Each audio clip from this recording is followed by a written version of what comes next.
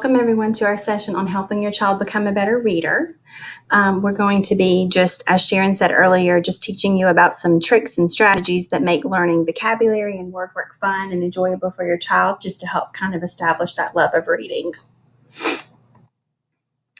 So I know the school day is a long day, and when your kid gets in the car, they're tired. Some of them probably fall asleep in the car. And when it comes time to doing that homework, they're probably a little bit whiny about it. Why do I have to do this? I don't want to read. I've been reading all day. But research has shown that reading just 20 minutes a day makes a huge difference. So student A on the left reads 20 minutes every day, which equals 3,600 minutes a year. So within a school year, they've read 1.8 million words. Student B reads 5 minutes a day, 900 minutes in a school year, approximately 282,000 words.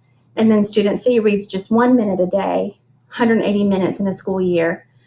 So over the course of that school year, they've read 8,000 words. So by the end of the school year, student A will have read the equivalent of 60 school days.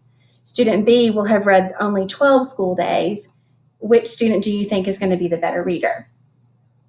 Student A, of course. So that 20 minutes really is powerful. And if your child is still working on building up their stamina, you could break that up into like 2 10-minute chunks. But it's very, very important just to make sure that you carve out that time each day with your child. So this is where we get a little bit technical with the different domains of reading. So there's, the 5 different facets that all have to come together to be able to read and comprehend, which is number 5, is going to be our end goal. So the first one, the phonemic awareness, that's learning sounds and language. And oral language is the beginning of reading. So all the conversations that you've had and listening to stories, all of that is the beginning of reading for children. So they need to hear the language, they need to understand the sounds, rhymes. Dr. Seuss is a great one for rhyming, that they understand the play with the sounds and the words. And that's something that they are kind of assessed on too. Can they manipulate sounds and words and do things like that? And they're not going to be able to do that if they haven't heard it. They need to have heard those sounds and heard them in use, and then they'll be able to connect it. And then the phonics piece is when we come in and we start putting the print to the sounds that they have. A lot of that is what they've heard, and spelling comes in there, and patterns. And oftentimes students who struggle with reading, they don't see the patterns, where a natural reader automatically picks up the patterns and they just see them. Some readers need that specifically shown to them. And then we move into the vocabulary piece of word work, which is the understanding of, now we can read that word, but that word has meaning. And even babies, if they start to open a book and they're making, babbling noises in that book, that's reading, because they're starting to understand that print, that picture has meaning. And so while they may not be saying the word or reading it, they have already started to understand that this has meaning, and a story in print has meaning, and that's what our end goal is. Then the fluency piece is not just accuracy and speed. Oftentimes our kids think the faster that they read, the better they're reading, but we want them to read accurately, and also they need to pay attention to the expression and punctuation. If they don't pay attention to the punctuation, that can completely change the meaning of what they're reading. And a lot of times they think it's not necessary because it's not a word. So those are things that we will talk about with them as well. Pausing appropriately, those things are all part of fluency. And then we get to the comprehension piece. So while they may be able to read all those words accurately and very fluently, there are some students who are word colours and they don't have the comprehension. They have to be able to understand what they read. And so then we're going to talk to them about different ways to monitor and understand when it doesn't make sense. How can we stop and think about that? And that's something we'll go through. To understand story, and when you're reading with your children, I love Charlotte's quote on her website that children are made readers on the laps of their parents. So all those stories that you read to them, that helps them understand a story. A story has a sequence. There's some commonalities in different picture books. So they will get that through the experience they have with you. And then eventually, and as they get older, the text gets more complex, and then that's where the support comes in with talking to them and having a conversation. It's really not an interrogation, but more of a conversation about what you've read. Any questions so far before we move on? Okay. So the next thing we're going to talk about is choosing just right books. And this is actually a strategy that they learn in kindergarten. They learn it for when they are book shopping in their classroom or for when they go to the library. But this is a strategy you could use as well with them when you're trying to pick out just right books for them. The first thing they do is they open the book to any page. Doesn't have to be the first page. They read the words on that page, and then they start counting the words that they can't read. And then they use their fingers to kind of help them decide. So if they miss one word, the book's still okay. If they miss two, still okay. If they miss three, it's probably a book that they're going to need some assistance with. So that would not be a book that would be on their independent level. We would say maybe instructional, because they're going to need a little bit of help and some clues to kind of figure some words out. But if they reach 4 and 5, that's too hard. It's too frustrating. So that's something they just need to put back and wait to get later when they've progressed more in their reading. Or that could be a book that y'all take home and you kind of read it to them just to foster that enjoyment.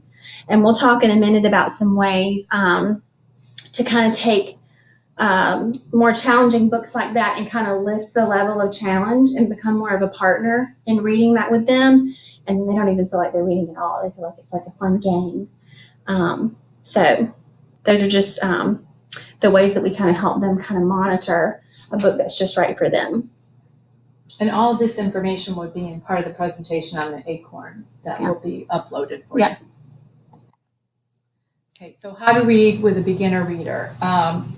Again, often, I'm sure many of you done this, you read a storybook with your child, you talk about the pictures, you can ask them what they think it's going to be about, who the main character is, and just again, a conversation. So you're engaging them in the process of reading with you, predicting what may happen in the book, and then getting to see if their prediction was correct. And it's okay if it's not, because that's what sometimes the author that's their purpose, is they're trying to make us think something's going to happen, and then they switch it up. So it's not about being right. It's about kind of thinking about what's happening. And then model and encourage your child to track print, especially in K and 1, learning to that we're going left to right. We're going to talk about that a little bit more, and that what they're saying matches what's on the page. Reading a word or a sentence and have your child repeat it. Lots of the beginning books, as you may already know, I'm sure, is there's lots of repetition, and that's so that they can start to build the understanding. I see the red coat, I see the red ball, I see the red truck, so that they start to know that there's a pattern, and they may not recognize that word, but that's the beginning of starting to know that those words are on the page and counting to see if it matches. Taking turns reading, you can do a page, they can do a page. Some of our children who are reluctant, they get tired, their stamina's not there. If it's hard for them to read, the last thing they want to do is read, and it's the thing that they need to do the most. So if you can partner with them and help them so that they don't become frustrated and shut down, that's a great strategy. And again, talking about the story, and I remember when I used to do this with my daughter, and I have my granddaughter, I start to ask questions, and the teacher and me, I feel like I say the interrogation, not to be interrogating them, but more of a conversation to get to find out what they thought, what they're thinking, and what they're feeling about the story. And again, it's okay if they don't like the story. I tell children all the time, they think sometimes when we ask questions that they're supposed to always like everything. And it's okay if they didn't like the story, because that's part of what we want to do. I think as adults, if we take a book out and we don't like it, we don't read till the end. We're making a choice now that it's okay to not like it. And then read the story again. I'm sure that's happened to many of you. They want the same story over and over and over again. And that's a great strategy. They're hearing the language. They're getting to understand the parts of the story and what's happening. Okay, so as we mentioned on the slide before, conversation about the book is very important. So kind of think of this as 3 blocks of time in the time that you're reading that book. But before you would read the book, you would want to ask them some questions just to kind of stimulate some thinking, get them curious, have them make predictions. So you would ask questions like, look at the front cover. What do you think is going to happen in this story? Who do you think the characters are going to be? What do you think they're wondering? Just questions like that to kind of really get them interested and excited about reading. While they're reading, and you don't want to stop on every page and ask something, but every now and then, because the more you stop and ask questions during the reading, that begins to break up their comprehension because it makes it really choppy. But now if they want to interject and have a conversation, then that's perfectly fine. But I would kind of save your questions for when they're going to kind of naturally occur just every so often throughout the book. But you would ask things like, okay, before we turn the page, what do you think is going to happen next? And let them make a little prediction. Their faces light up when they turn the page and see that they were right. They get so excited. You can ask them how they feel about the story so far.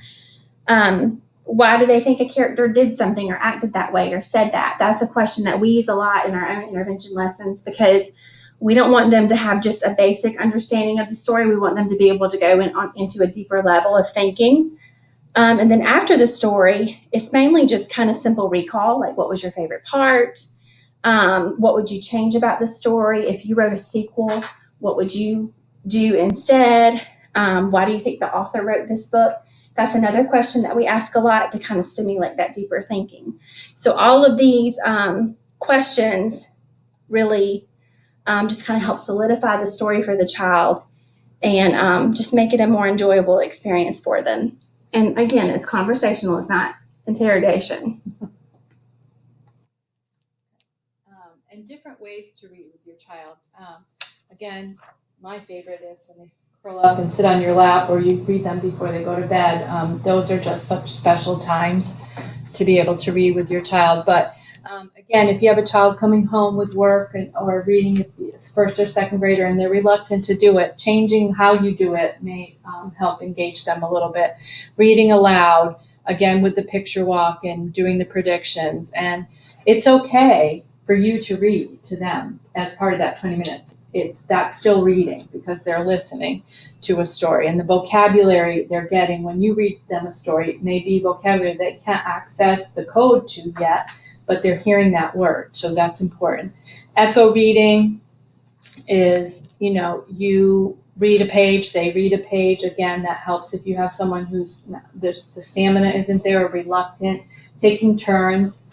Doing it together, and oftentimes our kids enjoy doing anything with us, usually, especially the younger grades. Mm-hmm. Choral reading is you do it together, so you're reading together, and some of the funnier books, that's a lot of fun to do, and just change the voices and different things like that, just to try to engage them.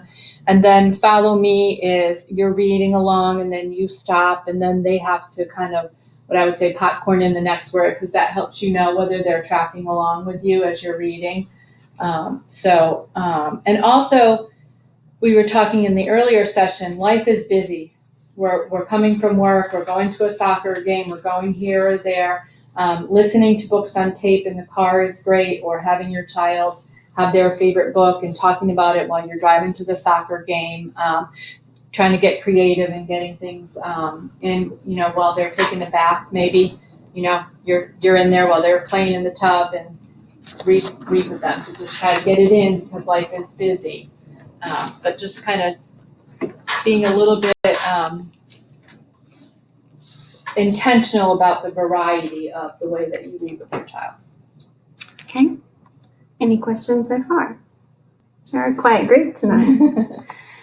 So the next thing we want to share with you is just something called concepts of print, which is just a fancy term for the parts of a book and knowing directionality and one-to-one matching and that kind of thing. So how many of you have a student who's kindergartner?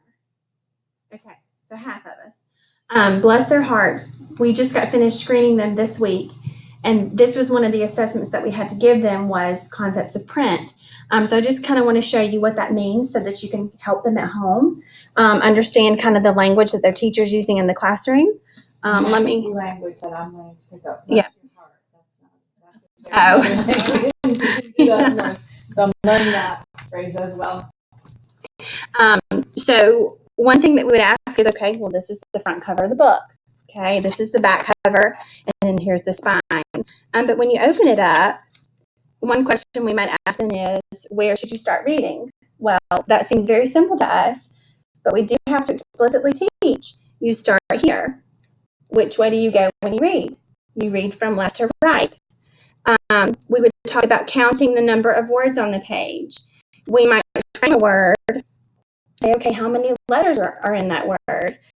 You could start talking to them about special things that they see like this, like a speech bubble, or if it was a book that had, of course, more text, more lines, you would teach them how you do a return sweep. So you read all the way to the end of the line, and then if there was a sentence down here, you want to make sure you come back to here and start again.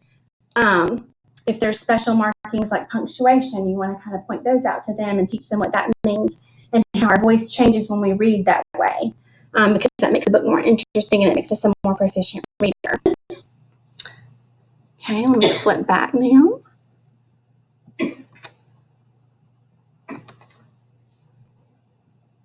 So this is basically what I just told you. So we'll go into track and print. And in this picture, I don't know if you can see it that well, but this is an example of probably what a first or second grader would be reading. Again, starting where to start, and now they're going to be getting paragraphs where there's an indentation. It's not just one line on the page. They still have the picture support there to help them with figuring out tricky words, and where to end. Now, when she was talking about the return sweep, they're going to start to realize at this stage that the end of the sentence is not necessarily the end of the line, and that they have to pay attention to that they might have to go to the next line before that period comes. And oftentimes children don't pay attention to that period or the exclamation mark or the question mark. And that can change the meaning because they leave it off of the first sentence and then they add it on to the next sentence on the next line, and that can really confuse them in their reading and change the meaning for them. So paying attention to that and learning the left to right again. And if you notice that your child isn't getting that one-to-one, kind of slow them down and having them point and making sure that they're matching the words and not missing a word. For example, the word not is a pretty small, simple word. It's one of the first ones that they learn, but that can change the meaning of a story very quickly because they did or they did not. It has two very different meanings, and it's a simple, small word, but there you go. They can have a lot of confusion if they accidentally don't pay attention to that word not. And pointing with the finger, pencil. I know a lot of the younger little girls, they love that they press on nails to be able to read with as a way of encouraging. And I think there's some other things out there, the animal erasers, little wands that they, toy wands or anything that would be engaging for them to help them make sure that they pay attention to that. And in the younger grades, K1 and 2, we start to move away from that. But in the younger grades, it's really important that they understand. And they're also, their eyes are learning that tracking as well. It's not just the finger. And I would add to that, by the time your child is reading about a level D, you want to encourage that finger to come out, because while it's so important in those lower levels to help them know where to look, when they become more proficient readers, it actually ends up slowing them down. So by the time they hit about a level D, get the finger out, and we say, point with your eyes. And then they quickly learn that their eyes should be moving slightly ahead of their mouth. That's kind of how we build that fluency and gain that momentum. And it's a very complicated process along with that. And we all, as readers, we don't read even word by word. When we're reading phrases, and because we are so familiar with text and what common phrases are, we're not reading even letter by letter. So there's a lot of processing, a lot of work going into learning how to do this for the little ones. Okay, so the next thing we want to show you are just some websites that are really good resources for you to use at home. The first two, Starfall and Storyline Online, they use in the classroom already. That's probably also a website that is linked on your child's teacher's website. But then we have a couple. I know ABCia is one that they use a lot. There's a couple of more that will either provide books that you can read to them. It's a program that will read a book to them, like with headphones or something. Sometimes there'll be like some phonemic awareness games, just that kind of thing. But in addition to these websites, and again, this will get sent out in the Acorn. So I see some of you like hurrying to write. It'll get sent out, and you'll have it as long as you need it. So I just don't want you to stress about it if I change the slide and you didn't get it all. But I want to show you from our websites. If you go to the school page and go to staff, and then I'm going to need to scroll it down a little more. Scroll down all the way to intervention and specialized instruction. That's where you can find Sharon and our website. So I'm going to pull yours up first and let you talk if there's anything that you want to show them resource I'm wise. probably the least tech savvy. So just I have again some of the same similar links. This one's talking about why students struggle. This is another great reading site, Reading Rockets. They have a lot of for English language learners, but also struggling readers. And now how do I get back? Just click out. You can just close that window and This then. Okay.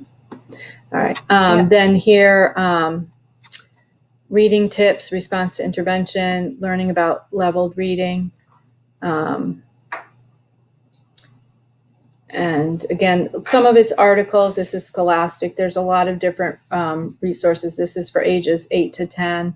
A lot of the information, you would find the same thing probably on your teacher's website. Oh, I'm sorry.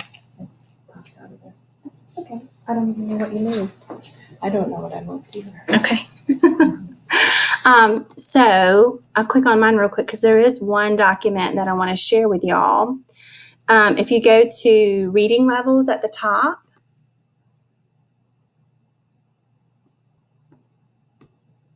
and you'll see this document right here with the cat and the dog. Click on this gray square, and that'll make it pop out and be readable for you. But this is something that we like to share with parents because it kind of gives you a better understanding of when you hear from your child's teacher, they're a level blank. Well, what does that really mean to you? That's a system that we use. We don't really like to tell a child, well, you're a level D, you're a level J. That means nothing to them. But for us as teachers, that's something that we use to help make instructional decisions about them. But this, for example, let's say you have a kindergartner and they're reading on a level B. So you go down to B. This is basically what the text would look like. It's going to be 2 lines of text instead of 1 that you would find in a level A. There's still going to be some repetition. There might be 1 or 2 sentences that might change. Like, for example, one page might say, I love my bike. And the next one might say, I like my mom. Because they're wanting them to start noticing differences in words and reading all the way through to the end. But if you keep scrolling down that page, it tells you kind of what areas of focus are in that level. And then below that, how you can support your child at home in that level. So do we have any second grade parents in here? Okay, so I'm going to scroll down. Let's get out of primary land and get on up. So like, let's say your child comes home with a note that says they are a K. Well, you can see the text looks a lot different, a lot less picture support, more paragraph oriented, a lot more dialogue. And that's kind of exactly what you're going to find in that level. Similes, metaphors, idioms, talking about characters and their experiences, and then different ways that you can support them at home. So it starts at a pre-A and goes all the way to a Z. So even if you have a 5th grader or a 4th grader, this is still a great document that can help you with them as well when they bring home, tricky things to read or something like that. Any questions about this resource or any of the resources we've shown you? Okay. We will keep going then. So the power of sight words. You might hear 2 terms, sight words, high frequency words. And the difference is oftentimes the lists may be similar, but a sight word is a word, for example, the word set. It does not follow a phonetic pattern. It does not get spelled the way that it sounds. So they need to learn to know that word by sight because they can't sound it out to figure it out. And so it can be like when I was in school, we learned it by rote. That was just the way we did it, flashcard after flashcard, or very boring way. So they need to have these words automatically. They need to be able to recall those in a flash, really. And there are a lot of the words that we read even today are made up of those sight words or high frequency words. So, and so there are some ideas here how to just, have a variety, change it up, make it a little bit more engaging and fun. The fridge flash is, a lot of us have those letters on the refrigerator, but you can put up words, have them do that. Stamping using the little alphabet stamps or anything crafty or artistic if your child's artistic. Magnetic letters on the fridge, you can put them. And again, I know a lot of us are traveling. There's lots of activities. We're going to a guitar lesson or a soccer game. The tins, lunchbox tins, you can put the magnetic letters, in there. They could be doing that while you're driving 20 minutes to get to the soccer game. Popsicle words, popsicle sticks, finger paint, which they will absolutely love. Mom might not so much because of the mess. One mom earlier in our session, she mentioned that she has her daughter do it with shaving cream while she's in the tub and practices some of that. So she says she's getting clean and having fun and practicing her words. Yeah, and she smells good. Yes, that was the other. The snowballs, crumpling up paper and throwing them at each other and picking them up and reading the words. Chalk on the sidewalk or the driveway. And then word swat is, having some of those cards down and slapping it with a fly swatter. Also having your child kind of participate. If you do create the words, let them write them out, use markers, make them colorful, rainbow colors, all that kind of thing. That they'll be more engaged in doing that. You can also, I've done a number of students I've worked with in the past have had dyslexia. And so multisensory often will be a fun way to do it. The finger paint, the shaving cream, sandpaper, that helps build the memory and the pathway in the brain actually. And if you have a child who's kinesthetic, moving and building the letters and letting them feel it. I've used the glitter foam that they have at Hobby Lobby and things like that just to have them practice writing it. Whiteboards, they love to use the whiteboards and whiteboard markers. That's another way. So that you get that repetition, but it's not so boring. It's a little bit more fun. Yeah. And it's recommended that when you are teaching them sight words that you don't teach visually similar words. And the ones that come to mind right off are WH words. What, when, where, why. So pick one and pair it with a couple of other different ones. And then when they've mastered that one, bring in another WH word. So you don't want to pick too many that look too much alike or it's just going to be frustrating for them. And many of the teachers will send home a list that they're focusing on. And oftentimes they'll do an inventory in the classroom and they may send home the list of the ones that your child needs to work on. And then there's the general list. So you can use that too. Okay. We also have some strategies that will help work with vocabulary. So like for our older readers, like our second graders, end of year first graders too, they might not need so much help anymore on the high frequency word part, but they need more help with vocabulary. And one thing that we have really good readers that can call words very well when they're reading, but again, sometimes that vocabulary tricks them up. So one strategy would be the word of the day. So you'd pick a word of the day, you would talk about what it means, and then see how many times you can use it throughout the day. There's different board games like Apples to Apples, Taboo, Blurt, Categories, Boggle. All those are great, fun, family-oriented games where you can build in some vocabulary practice. They can play detective, where they find they're reading a book that has been sent home or one they got at the library, and they come across a word that they don't know. They can go write it down, go to the dictionary, Google it, whatever, and figure out what the definition is, and then kind of write it out, maybe write a sentence with it too. The alphabet game you can play in the car. A, alligator. Can you think of something that begins with a B? That's a really fun game for our kindergartners too. Making their own dictionary. They can get a notebook or journal, and when they come across a word they don't know, write it down, go find out the meaning, and then kind of, put it back into a sentence. Number 6 and number 4 kind of go hand in hand with one another. Describing words, like just using as many adjectives as possible. And one of the examples we used earlier today was like when you're eating out somewhere, and let's say your child orders spaghetti, and you say, "How is it? Is it good?" Well, instead of that one word answer, yeah, or yeah, it's good, yummy, have them kind of describe it like, well, it's slinky, it's squishy, it's, I don't know, what are some words that describe spaghetti? Some might say slimy, long, thin. So just really beefing up their vocabulary that way too. You can have a word jar where they kind of keep words in there that are tricky, and they pull them out and talk about them, try to use them in conversation again. And then if you have newspapers, we were saying how we don't even get newspapers anymore, but some of us get magazines.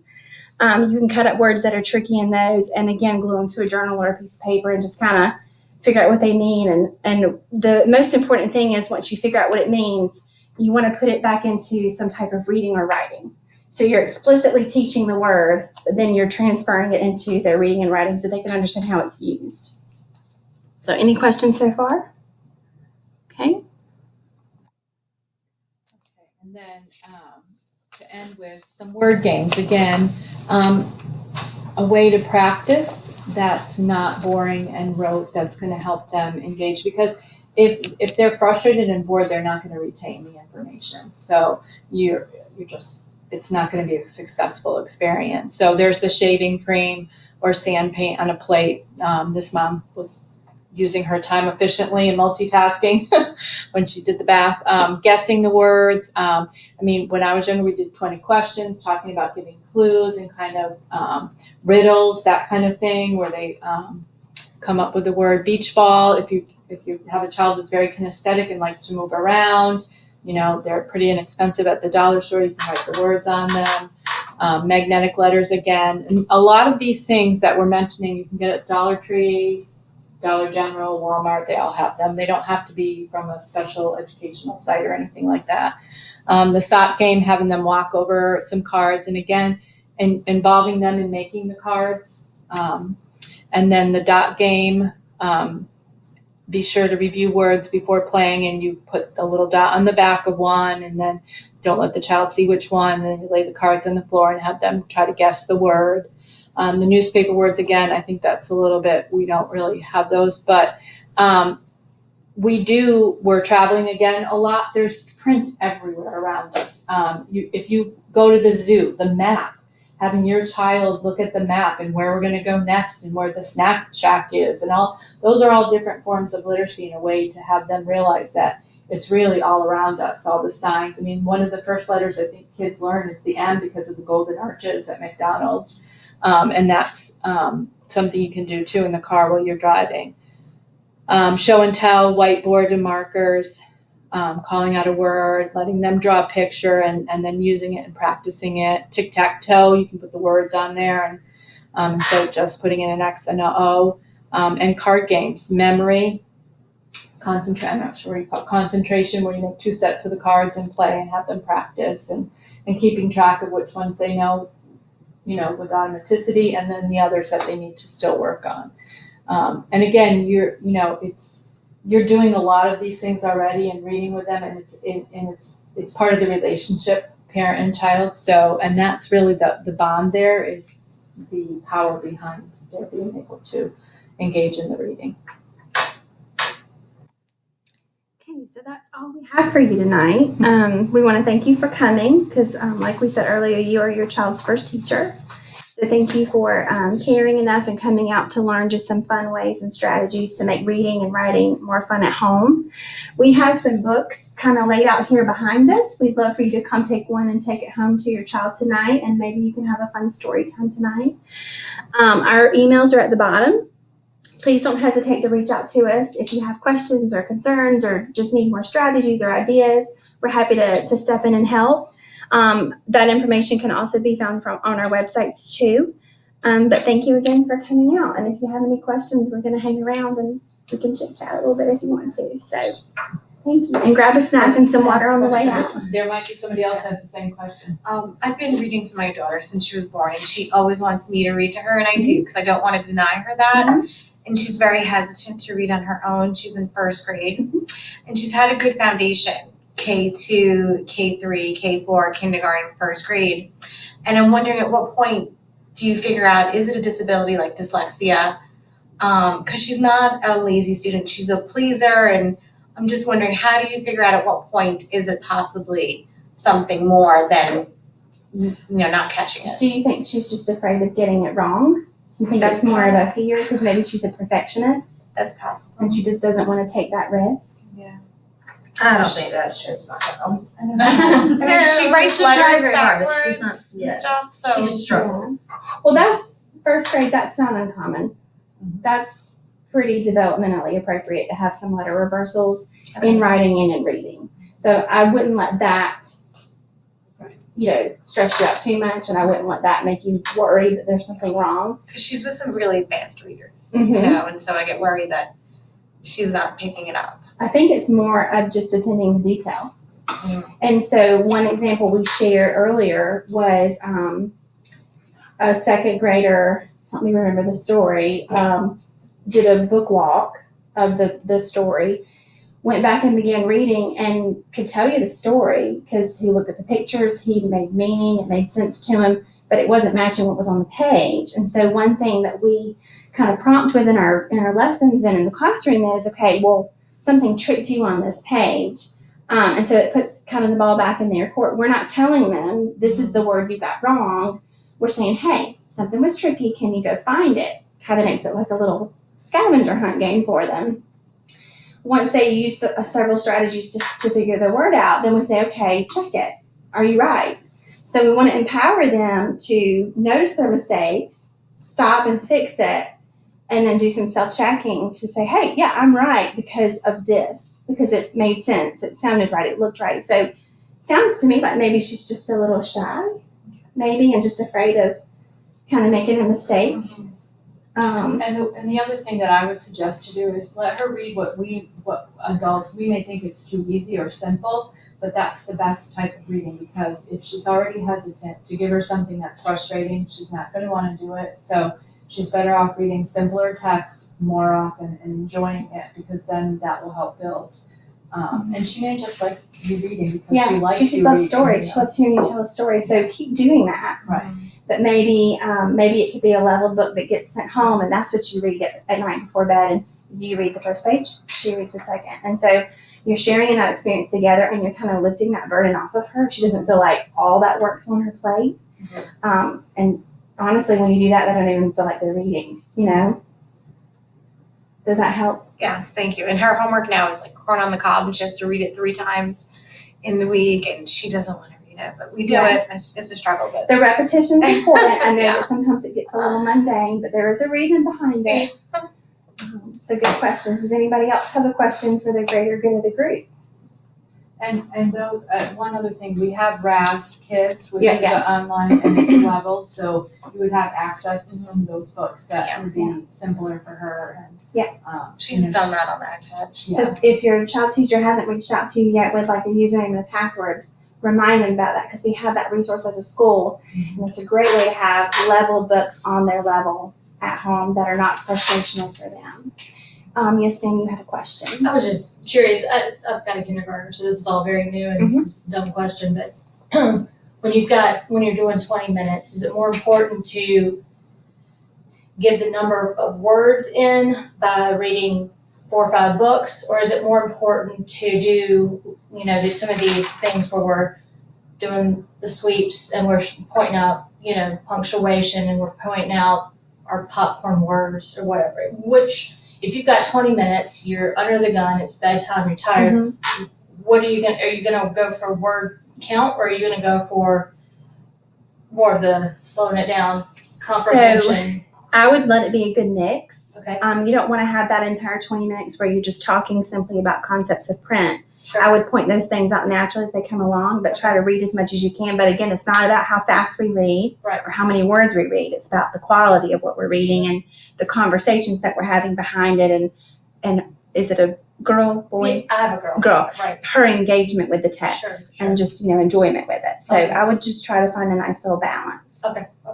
Because if we turn it into, this Reading is lesson. not word calling. Right, and also You know. we want them to enjoy, and again, it's the relationship and the experience, because then they're building this sense of, I'm a reader and I enjoy reading.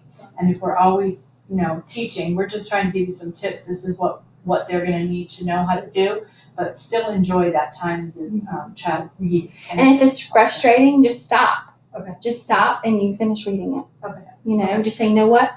We're tired. This is a little too hard right now. Let mommy finish it. Okay. And we don't want it to ever be something that's so laborious and hard that they just start hating reading. Right. We don't want to develop that because that's hard to break when they start feeling that way about books. Because reading is hard. Right. But we can teach you strategies and ways so that you can figure it out and move beyond that. Thank you. Any other questions? I have some questions. Mhm. Does OPU or Greenville County School System use a specific curriculum for teaching reading? Like, I know it wouldn't be like an Ort Gillingham, but something like So that. we assess using Fountas and Pinnell.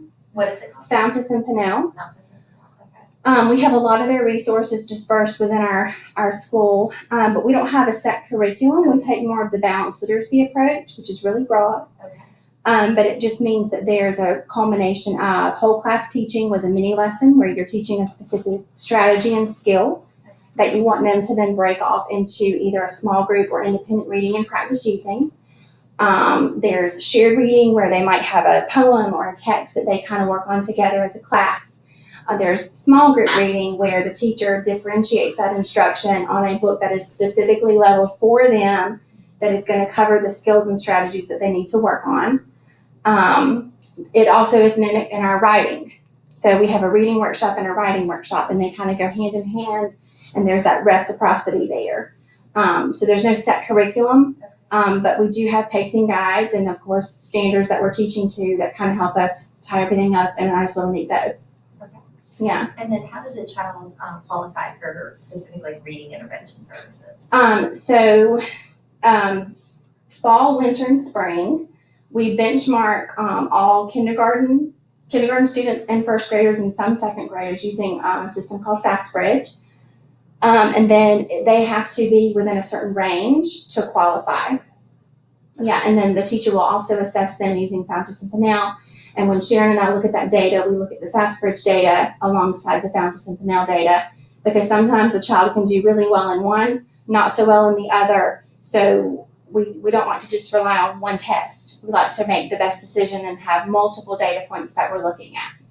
Does that answer your question? It does. Thank you so much. Any others? Those are all really good questions. My daughter did do the reading intervention last year. Mhm. So I guess I'll find out soon if she's doing that again. And we can probably let you know if you stay after. Okay. We've got all those names in our brain right now. Thank you. Yeah. We just finished all of that. Yeah. So. And that's, the wonderful thing about OPU is that they do offer this for those children who just might need that little bit of extra time and support, and that boost, and then they're gonna be, released from that and then go back into the classroom because they just needed that little bit of extra time. And they also implemented this guided reading, which the power behind the guided reading is that your child's reading at a level that's just a little above where they could read by themselves, but the teacher's there with them and showing them what they need to do. And the child's doing the bulk of the work, so they're learning the skill. The teacher isn't usually doing all the talking, but is there to help them when they come across a tricky word, to remind them, you know what to do and what would make sense, and does that look right, and things like that. So instead of how they used to teach where everybody read the same level book, or you're reading one book, well, not everybody's able to access that book at that level. So now we're doing things together, whole class, but now we're doing things that everybody is working. And so, and children don't realize that there's a high group, because everybody's doing the same thing, the book Everybody's just a may be leader. different. Yeah, So everybody's a reader. it's a nice fluid way to get that in, and the children are learning to do the strategies and building that stamina, especially it's hard in the younger grades, because there's a lot of brain activity that needs to coordinate to get this process of reading down, and it doesn't come naturally for most children. Mhm. Yes, ma'am. My son will a lot of times see the word, he'll look at the first letter and then just guess without trying to sound it out. Yeah. Is that just That's on level normal. first Is grade? he first grade? First, yeah. So one thing you can do is, it's just a matter he's not looking through the word. Right. So one thing you can do is cover up all but the first letter, have him get it started, and then drag your finger across the word, and that will make his eye drag and check. And then when he makes his guess, say, okay, now I want you to slide your finger under it slowly while you say it, and then he can determine is what he's hearing, does it match what he sees? And so you'll say, does it look right? Right, now let's go back and read it in the sentence. Did it sound right? Did it make sense? So those are 3 ways we prompt children to self-check. Does it look right? Does it sound right? Does it make sense? And if they can answer yes, they know that they're good to go and they can keep going. But that's just a matter of him not attending to detail. So you can use your finger, get an index card, but cover up the first letter and drag it. And that makes him slow down and have to look. Yeah, good question. Anything else? Okay, well, come pick out a book. Make sure you get the bus. Yeah. And y'all have a wonderful evening. Thank you again for coming, and grab some